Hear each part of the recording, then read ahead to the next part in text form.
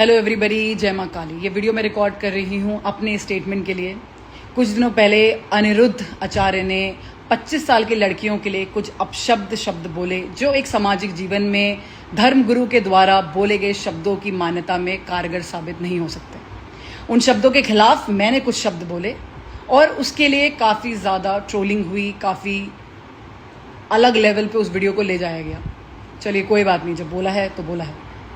लेकिन कुछ ही घंटों में एक अलग चेहरा देखने को मिलता है, जहां पर प्रेमानंद महाराज जी लड़कियों के लिए कुछ बोल रहे हैं किसी वीडियो में, और मेरी वीडियो जो अनिरुद्ध आचार्य जी के साथ थी उसको काट के उनकी वीडियो के साथ लगा दिया जाता है और ये टाइटल दिया जाता है कि प्रेमानंद महाराज जी के लिए मैंने टिप्पणियां दी। जब ये पूरा इंसिडेंट हुआ उस समय ना ही मैंने ये वीडियो देखी थी, ना ही मुझे इसके बारे में कुछ पता। ये पूरी वीडियो मैंने अनिरुद्ध आचार्य के लिए बनाई थी। दुनिया भर की बातें, दुनिया भर की गालियां, दुनिया भर की ट्रोलिंग, दुनिया भर की नेगेटिविटी झेली मैंने, सिर्फ एक ऐसी चीज के लिए जो मैंने करी ही नहीं। अनिरुद्ध आचार्य के लिए आप मुझे बोल सकते हैं कि हाँ मैंने बोली, मैं बिल्कुल उसको लेने को तैयार हूं, लेकिन प्रेमानंद महाराज जी के लिए मेरे मुख से एक शब्द नहीं निकला, ना ही मुझे उनकी वीडियो के बारे में कोई भी ज्ञान था। लेकिन उनके जो फॉलोअर्स थे उनकी भी गालियां मैंने खाई।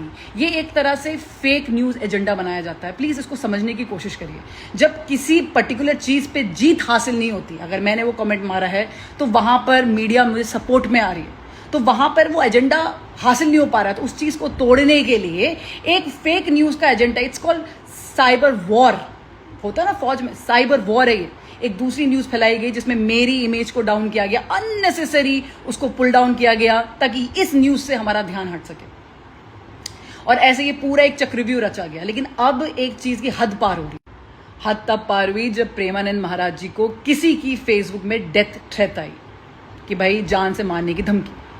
अब इस न्यूज को चलाएं कैसे, समझ में नहीं आ रहा है ना। तो जो चल रही है उसे में चिपका दो, तो मेरा नाम दोबारा इसमें लिया जा रहा है। बोल रहे हैं पीछे से, टीवी वालों का नाम ऑडियो लगा दी, और उसके बाद फिर प्रेमानंद जी की फोटो लगा दी, फिर मेरी वही लगा दी अनिरुद्ध आचार्य वाली कि भाई इन्होंने बोला है तो ऐसा हो रहा है, समथिंग लाइक दैट। अगेन मुझे उसमें जोड़ा जा रहा है। सो मैं ये खुलेआम इस चीज को बोलती हूं, जहां जहां जिस बंदे का मेरे को दिख गया अब आज से कि आपने मेरा नाम, या बंदी जो भी इसको कर रहा है, शैतान का कोई लिंग नहीं है, जिसमें मुझे पता चल गया कि आपने मेरा नाम अननेसेसरी प्रेमानंद महाराज जी के साथ जोड़ा है, वो भी उनके जो डेथ थ्रेट्स आ रही है उसमें जोड़ा जा रहा है, मैं इतना सीरियस लीगल एक्शंस लेने वाली हूं आपके खिलाफ कि आप भी सोचेंगे अपने जीवन में कि ऐसा हमने क्यों किया।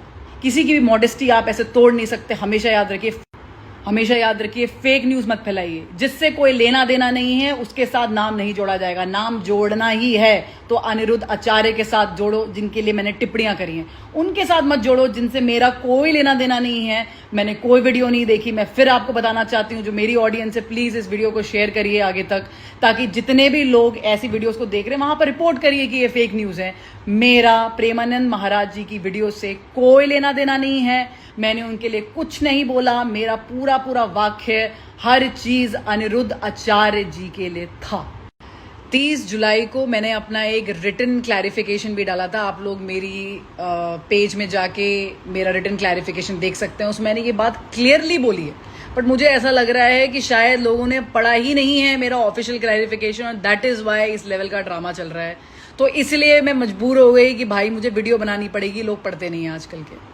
बहुत सारे लोग मुझसे ये भी बोल रहे हैं कि उन्होंने बोला था तो आपको मिर्ची क्यों लग रही है, आप क्यों बोल रहे हैं। सो मुझे मिर्ची इसलिए लग रही है क्योंकि जब आप एक जनरलाइज स्टेटमेंट पास करते हैं और आपके शिविर में जब ऐसी लड़कियां आती हैं, औरतें आती हैं, जब वो सुनती हैं तो ये डीप रूट्स तक ये बात जाती है कि ये नहीं होना चाहिए। जो पेरेंट्स अपने बच्चियों को पढ़ने नहीं देना चाहते हैं उनके लिए ये वैलिडेशन टिक हो जाता है कि जल्दी जल्दी लड़कियों की शादी करा दो, भाई ये तो मुंह मार रही है। फिर एक और स्टेटमेंट आता है कि नहीं, हमने तो सबके लिए नहीं बोला, हमने कुछ के लिए बोला। भाई भारत की पॉपुलेशन जानते हो कितनी है? कितनी है भारत की पॉपुलेशन? उसमें कुछ कितनी होंगी? ये कोई हम वहां पर बैठ के कोई हम वेनेजुएला में नहीं बैठे हुए हैं कि कुछ हजार लाख में पूरी पॉपुलेशन खत्म हो गई। कुछ करोड़ों में है, और कुछ के लिए आवाज उठाई जा रही है, और ये बिल्कुल उठाई जाएगी।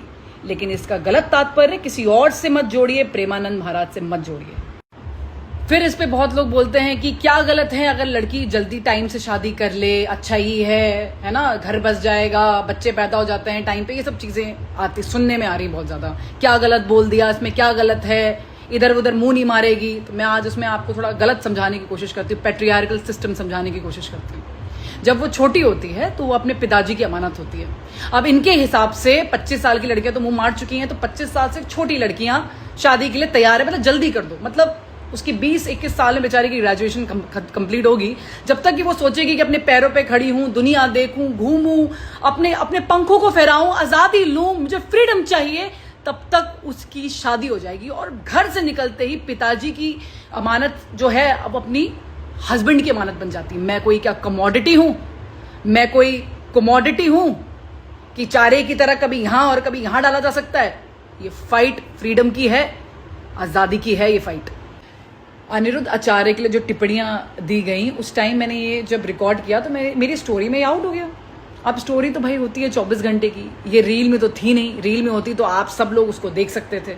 24 घंटे में जिसने उस टाइम देखा उसने देखा, बाकी गायब। इसीलिए इसका इतना ज्यादा मिसयूज हो गया। इस वीडियो को काट काट के, जब उनका मैंने नाम आगे लिया, अनिरुद्ध आचार्य बोला जब मैंने, जहां पर वो काट दिया, मुंह मारने वाला डाल दिया, उसके आगे वाला डाल दिया, ऐसे कर कर करके एक बहुत बड़ा प्रोपोगेंडा फैलाया गया।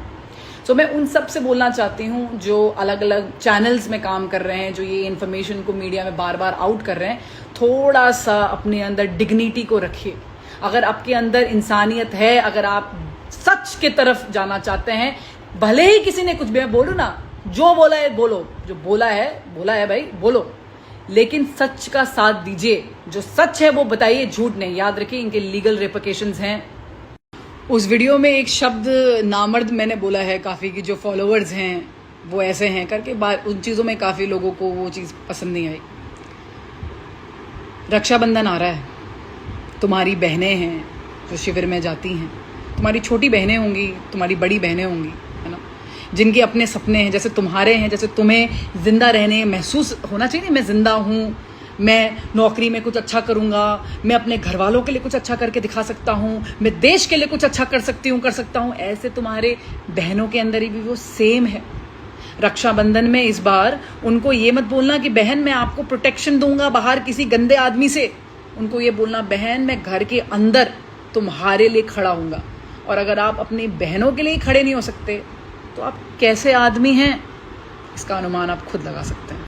हर चीज़ को नेगेटिव सेंस में मत लीजिए, हर चीज़ को नकारात्मक सोच में मत लेके जाइए। इसका सिर्फ तात्पर्य इतना था कि अगर आप अपनी खुद की बहनों, अपनी बेटियों, अपनी माँओं का सपोर्ट नहीं कर सकते आप, तो आप मर्द कहलाने लायक नहीं है। और अगर कोई उनके सपनों को खींचना चाहता है, उनके परों को काटना चाहता है, तो आपको अपनी बहनें, अपनी माँओं, अपनी पत्नियों का साथ देना है। इस कंटेक्स्ट में बोला गया है। हर चीज़ को घुमाने की और नेगेटिविटी फैलाने की कोई ज़रूरत नहीं। मेरे लिव इन रिलेशनशिप वाले वाक्य पे भी काफ़ी लोगों ने बहुत सारी चर्चाएं करी। तो मैं आपको एक बात बताना चाहती हूँ भाई, कि हमारा संविधान, भारत का constitution, article number 21, fundamental rights to life and personal liberty, इसका मतलब है मौलिक अधिकार, राइट टू लाइफ, जीवन जीने का, और पर्सनल मतलब अपनी आज़ादी का राइट, लॉन्ग टर्म को हैबिटेशन मतलब लिव इन रिलेशनशिप को मान्यता देता है। ये मैं नहीं बोल रही हूँ, ये मेरे विचार नहीं है, ये मैं नहीं हूँ, ये मेरे देश का संविधान बोलता है। अगर आपको परेशानी है तो आप मेरे पास क्यों आ रहे हो? मुझे तो ये समझ में नहीं आ रहा है कि जैसे कि मैं कोई मोर्चा खड़ा करके घूम रही हूँ, झंडा लगा दिया मैंने कि भाई मैं लिव इन को फैला रही हूँ। भैया ये बना बनाया रूल है, जैसे कि ट्रैफिक के रूल होते हैं कि लाल बत्ती देख के रुकना है, ये रूल है। ये इलीगल नहीं है इस देश में, ये क्रिमिनल नहीं है इस देश में। अगर आपको परेशानी है तो आप जाके बिल्कुल सुप्रीम कोर्ट में जाके चैलेंज करिए ना उनके डिसीजंस को, जाइए लिटिगेशन भरिए। इतना पर्सनल अटैक कर रहे थे, जैसे लग रहा था कि मैं ही हूं जिसने कॉन्स्टिट्यूशन लिखा, मैं ही लॉ मेकर हूं, मैं लॉ मेकर हूं, मैं इस देश के लॉ बना रही हूं। जिसने बनाया उनसे बात करिए। दूसरा, मुझे ऐसा लगा कि हर चीज़ को, मैं आपको जब कमेंट पढ़ी थी, बहुत ही ज़्यादा शोषण वाले कमेंट्स थे, रेपिस्ट वाले कमेंट थे, बहुत ही ज़्यादा दर्दनाक, जैसे बोलते हैं ना सेक्सुअल कमेंट थे, बहुत ज़्यादा, जैसे कहते हैं ना स्लट शेमिंग जिसको बोलते हैं, वैसे कमेंट्स थे। किस टाइप का इंसान इस टाइप के कमेंट कर सकता है? किस टाइप का कर सकता है? सोचो, जो दिन भर बैठ के ये देखता है, ये सिर्फ वही कर सकता है। दूसरी बात, हर चीज को शारीरिक संबंध से जोड़ दो। लिव इन का नाम सुना, शारीरिक संबंध। गर्लफ्रेंड बॉयफ्रेंड का नाम सुना, शारीरिक संबंध। दोस्ती का नाम सुना, लड़के लड़की दोस्ती, शारीरिक संबंध। तो फिर शादी का नाम सुना, शारीरिक संबंध। क्या शादी सिर्फ शारीरिक संबंध है? क्या दोस्ती सिर्फ शारीरिक संबंध है? या गर्लफ्रेंड बॉयफ्रेंड सिर्फ शारीरिक संबंध है? क्या भावनाएं, साझेदारी, जुड़ाव, एक दूसरे को जानने की इच्छा, ये सब खत्म? तो जाते जाते बस मैं इतना ही कहना चाहूँगी, जो मेरी लड़कियां हैं ना, स्पेशली 25 साल से नीचे की लड़कियां जो है, जो फॉर्मेटिव एज होती है बहुत ज़्यादा, जब बच्चा मैच्योर नहीं होता, चाहे लड़का हो या लड़की हो, they very much dependent on their parents for everything, for education, for money. इतनी जल्दी बच्चा नहीं कमाता, कंपटीशन की तैयारी करता है, स्ट्रेस लेता है, जिंदगी में आगे बढ़ना चाहता है, अपनी उछाल को देखना चाहता है, अपने अस्तित्व को समझना चाहता है। स्पेशली गर्ल्स, लड़कियां अपने अस्तित्व को समझना चाहती हैं। उस नाजुक उम्र में उसको शादी के लिए बोलना, उस नाजुक उम्र में ये बोलना कि वो मुंह मार के आई है, उसके पूरे अस्तित्व को गाली देना, उसके पूरे अस्तित्व को हिला देना, मैं इस चीज को कभी नहीं लूंगी। मैं उन सारे बच्चों के साथ हूं, सारे बच्चों के साथ। जहां तक बात रही महिलाओं की, तो महिलाएं अपने लिए लड़ सकती हैं, उनके अंदर उतना है जज्बा, मुझे पता है लड़ सकती हैं, लेकिन ये बच्चियां कैसे लड़ेंगी? इनके लिए हम खड़ी हैं। जय मां काली।